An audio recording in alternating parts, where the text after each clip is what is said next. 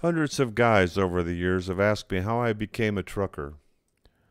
Getting a job driving a truck is one thing, but trucking for a career is entirely different. This is the story of exactly how I got into the trucking industry and prospered. Back then I was a security officer in a casino in Las Vegas working on the Strip. One day while I was standing guard at the entrance of the hotel, Steve came up to me and said, "Let's become truckers." "Oh, sure, just walk through a door and get into a big rig and start driving," I thought to myself sarcastically. Steve, who was my immediate supervisor, told me that he had a friend out of Vernon, California that drove for a grocery store chain. His name was Bill, and he was trying to recruit workers for his company. Well, I didn't know how we were going to do that, but I was always up for an adventure, so I said, "Sure, let's do it." Bill let us use his company truck that they kept parked between runs at the Whiskey Peace Casino down at the state line in Primm, Nevada. So we drove down there one day on our days off and checked it out. The truck was an International TranStar Eagle 4070B cab-over tractor, hooked up to two 25-foot Fontaine single-axle dry box trailers. We climbed inside. That in itself was not an easy task.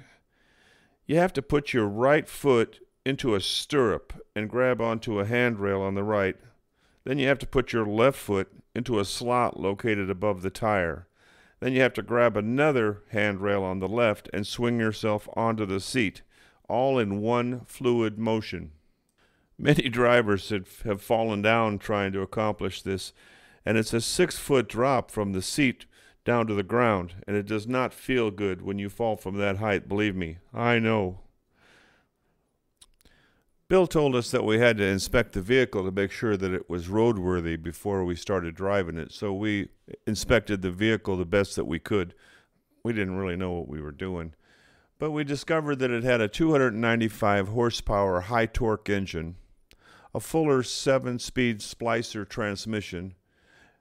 All of the wheels were round, so let's go. We didn't know it at the time, but there's a lot more stuff that you're supposed to inspect on a big truck before you start driving it. But we were too excited to think about that right now, so after getting in and figuring out how to start the engine, we let it idle until the air pressure alarm went off, and then we started driving. Steve drove first because he seemed a little more knowledgeable than me about big trucks. We didn't have licenses, of course, so we drove out onto the desert, which spanned about 15 miles south of Whiskey Pete. We started out just inching our way onto the hard-packed sand, and then drove a little faster as our confidence increased. Before we knew it, we were cruising at 65 miles an hour across that old dried-up ancient lake bed and loving every minute of it. We eventually learned how to do our walk-around inspections the way that we were supposed to, and we would study for our written test while we were at work.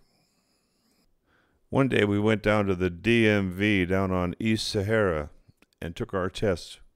Both of us aced it.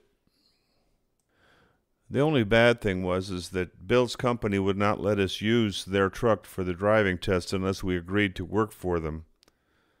Well, Steve agreed, and he took the driving test and got his CDL on the first try. A few weeks later, he went to work for him in Vernon, California.